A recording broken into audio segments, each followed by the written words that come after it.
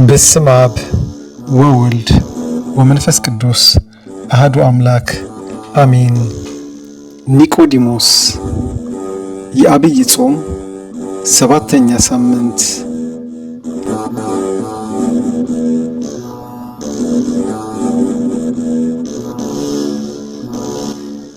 ኒቆዲሞስ የዐቢይ ጾም ሰባተኛ ሳምንት ሲሆን ስያሜው ኒቆዲሞስ በተባለ የአይሁድ አለቃ በነበረ ሰው ስም ተሰይሟል።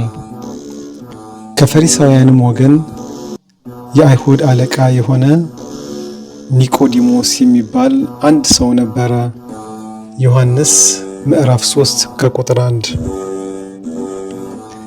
በዕለቱ በሚነበበው በዚህ የቅዱስ ዮሐንስ ወንጌል እንደተገለጸው ጌታችን አምላካችን መድኃኒታችን ኢየሱስ ክርስቶስ ኒቆዲሞስ ለተባለ የአይሁድ አለቃ ያስተማረው ትምህርት እንዲሁም የኒቆዲሞስ ጥያቄና ጌታችን አምላካችን መድኃኒታችን ኢየሱስ ክርስቶስ ያስተማረው ትምህርት ይገልጽልናል።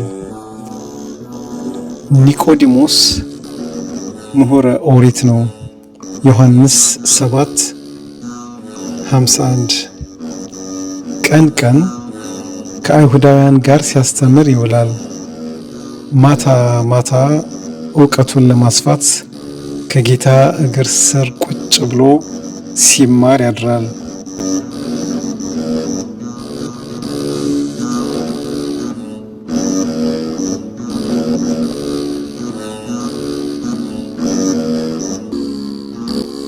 አለቅነትን ከመምህርነት ዕውቀትን ከትሕትና አስተባብሮ የያዘ ሰው ነበር።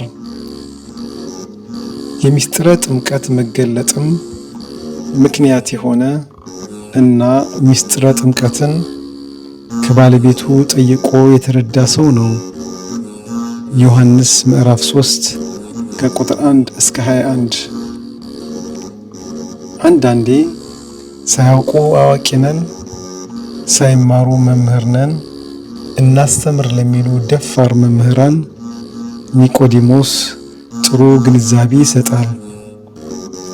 የአይሁድ የፋሲካ በዓል እየቀረበ ሲመጣ ክርስቶስ ቀኑ እንደደረሰ ለሐዋርያቱ ተናግሮ ወደ ኢየሩሳሌም መጣ።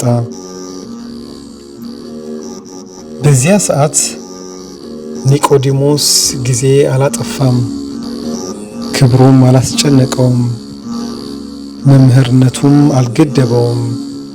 በሌሊት ገስግሶ ወደ ጌታችንና መድኃኒታችን ኢየሱስ ክርስቶስ መጥቶ በፊቱ ቀርቦ መምህር ሆይ በሌሊት ወደ እግዚአብሔር ከእርሱ ጋር ከሆነ በቀር አንተ የምታደርጋቸውን እነዚህን ምልክቶች ሊያደርግ የሚችል የለምና መምህር ሆነህ ከእግዚአብሔር ዘንድ እንደመጣህ እናውቃለን ብሎ ራሱን ዝቅ አድርጎ በትሕትና ቀረበ።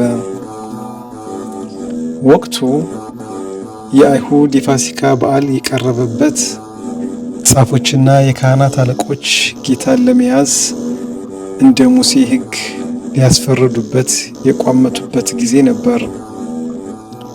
የሙሴ ፈጣሪ መሆኑንም አላወቁም። የካህናት አለቆች ተሰብስበው ክርስቶስን ለመያዝ በሚመካከሩበት ጊዜ ከሙሴ መጽሐፍ ሕግ ጠቅሶ ሊቃውንተ ኦሪትን አፍ ያስያዛቸው እሱ ነበር። በዚህም የተነሳ ሳይስማሙ ወደ ቤታቸው እንዲበታተኑ ምክንያት የሆነ ታላቅ ሰው ነው።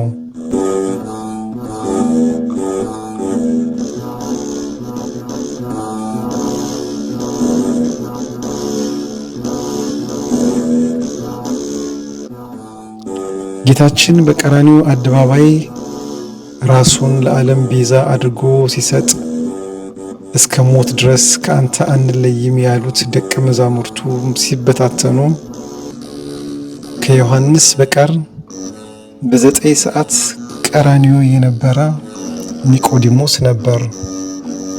ከዮሴፍ ጋር ሆኖ የክርስቶስን ሥጋ ከአለቆች ለምኖ የገነዘ የክርስቶስን ክቡር ሥጋ ከርቤና የእሬት ቅልቅል ያረፈበትን ወደ ሐዲስ መቃብር ያወረደው ኒቆዲሞስ ነበር።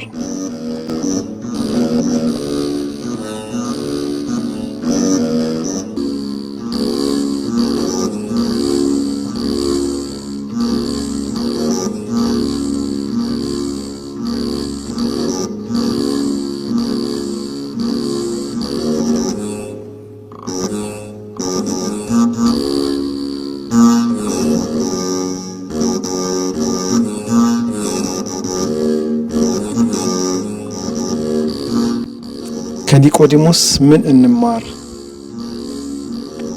ብዙዎቻችን ባለን የኑሮ ደረጃ፣ የእውቀት ደረጃ፣ የስልጣን ደረጃ ራሳችንን ጠምደን የመማር አቅም አጥተናል። ቁጭ ብሎ መማር ደረጃንም የማይመጥን የሚመስለን ስንቶች ነን። አንድ ወቅት አባ መቃርስ ከሕፃናት እንቆቅልሽ ለመማር ቁጭ እንዳሉ በእንቆቅልሹም ልባቸው ተነክቶ እያነቡ ወደ በዓታቸው መመለሳቸውን በመጽሐፍ ተጽፎ ተመዝግቦ እናገኛለን። እኛስ ያወቅነውን እያሳወቅን ያላወቅነውን ብንማር ምን ችግር አለው? ይሄ አልሳካ ያለን የመማር አቅም ያጣን ስንቶች እንሆን? ትሁት የሚያሰኘው ሳያውቁ አላውቅም ማለት ሳይሆን እያወቁ አላውቅም ማለት ነው። ሳይማሩ ተምሬያለሁ ማለት ሳይሆን ተምረውም ልክ እንደ ኒቆዲሞስ ስለመማር ራስን ዝቅ ማድረግ ነው። ኒቆዲሞስ ግን ፈሪሳዊ፣ የአይሁድ አለቃ፣ መምህር፣ ምሁረ ኦሪት ቢሆንም ራሱን ዝቅ አድርጎ ከጌታ እግር ስር ቁጭ አለ። ከመምህራን ስር ቁጭ ብሎ መማር መታደል ነው። እኛም በምህረቱ አደባባይ ተገኝተን በጌታ ፊት ቁጭ ብለን ቃሉን ለመስማት ያብቃን። አሜን። ወስብሐት ለእግዚአብሔር ወለወላዲቱ ድንግል ወለመስቀሉ ክቡር አሜን።